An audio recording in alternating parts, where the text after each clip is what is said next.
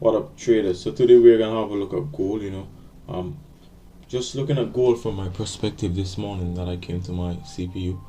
I was just liking the setup from gold from since last night. I've really liking the bearish structure on gold, and something that I want to point out to you guys so you guys can see. So we can all see that we're in a bearish trend, right?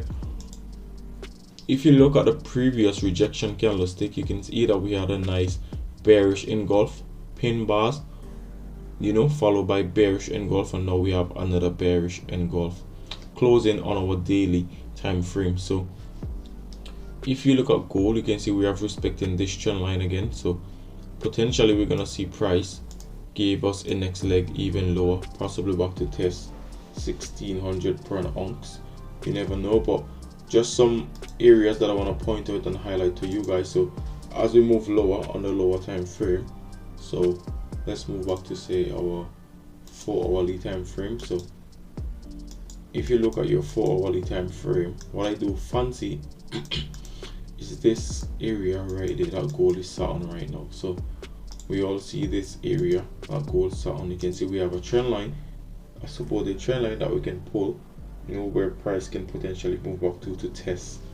So highlighting that area, we got some strong support around there where our trend line come into play. So let's see if price can either move back to this area, and then move higher and break towards the upside, possibly back into 1810 where you see I have this alert, or if we can see price give us this move lower, break below, retest, and then target the downside, and we can either target previous lows on gold. So if you move back to your hourly time frame, you can see there's a high probability once we reject this area, we're gonna head lower and test this support area is what I'm looking for the next near-term shot on gold.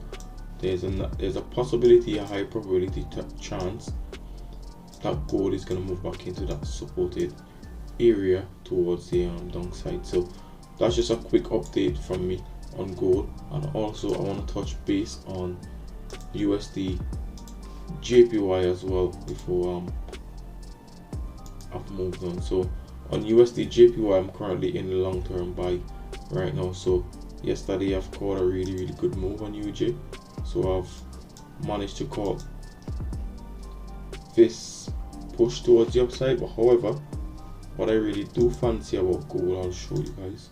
Where's my setup?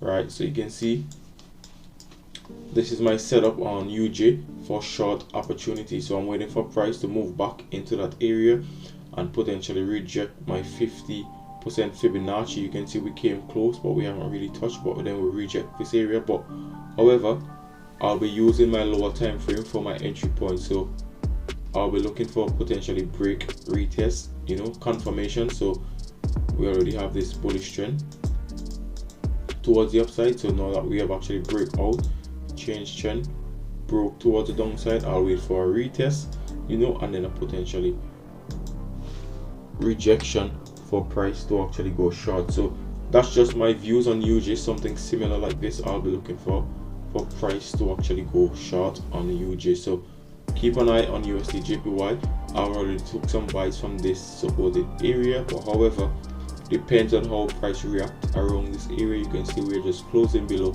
our trend line where price broke out. So depend on how price react around this resistance area, then we can potentially look for short opportunities on UJ back towards the downside.